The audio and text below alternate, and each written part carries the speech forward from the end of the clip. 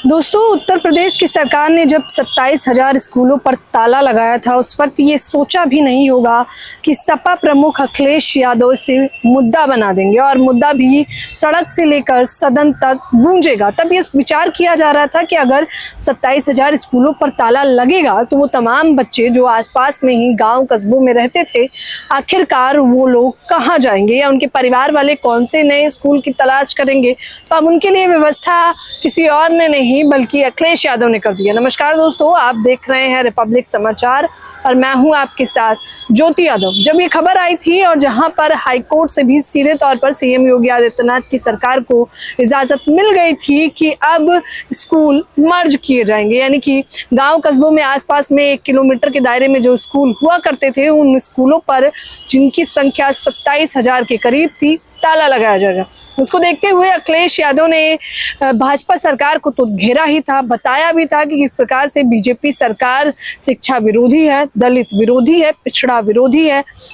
लेकिन उसके साथ ही साथ उन्होंने एक ऐलान भी किया था। उन्होंने कहा था कि अगर इसी प्रकार से स्कूलों पर ताले लगाए जाएंगे तो हमारे नेता, कार्यकर्ता और खुद समाजवादी पार्टी पीडीए खोलेगी, पीडीए पाठशाला।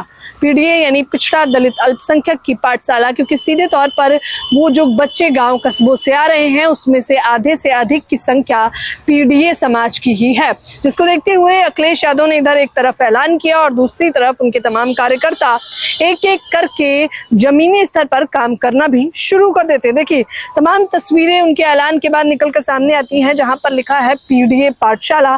तमाम बच्चे आपको दिखाई दे रहे होंगे। शुरुआत इसकी सीधे तौर पर अमेठी से कर दी गई थी, जिसका वीडियो भी अखिलेश यादव ने उस वक्त साझा किया था और काफी कुछ लिखा था। यूं तो उन्होंने कहा था, जिस तरह से पीडीए समाज के युवाओं ने एआई के माध्यम से पीडीए पाठशाला की संकल्पना को चित्रित किया, वो सराहनीय है। कुछ गांवों के युवा तो साइकिल पर किताबें लेकर गांव के बच्चों को पढ़ाने निकल चुके हैं। जैसे ही उनकी तस्वीरें आना शुरू हुई, हम सबके सामने लाएंगे। सिर्फ ये अखिलेश यादव ने तमाम तस्वीरें साझा की जिसमें देखा जा रहा है कि बच्चे कितने मन लगा कर पढ़ रहे हैं।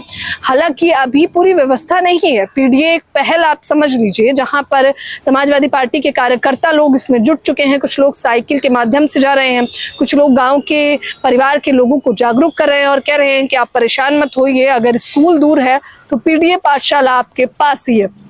जिसके बाद अखिलेश यादव एक अल्टीमेटम देते हैं भाजपा सरकार को। वो लिखते हैं कि भाजपाई कान खोलकर सुन लें और आंख खोल के देख लें कि हम शिक्षा का अधिकार किसी को भी छीनने नहीं देंगे। अगर अपने झूठे प्रचार पर अरबों रुपए खर्च करने वाली भाजपा सरकार के पास स्कूल चलाने के पैसे नहीं है तो कोई बात नहीं, जहां जहां भाजपा स्कूल बंद करेगी वहां वहां पीडीए के लोग पीडीए पाठशाला खोल देंगे।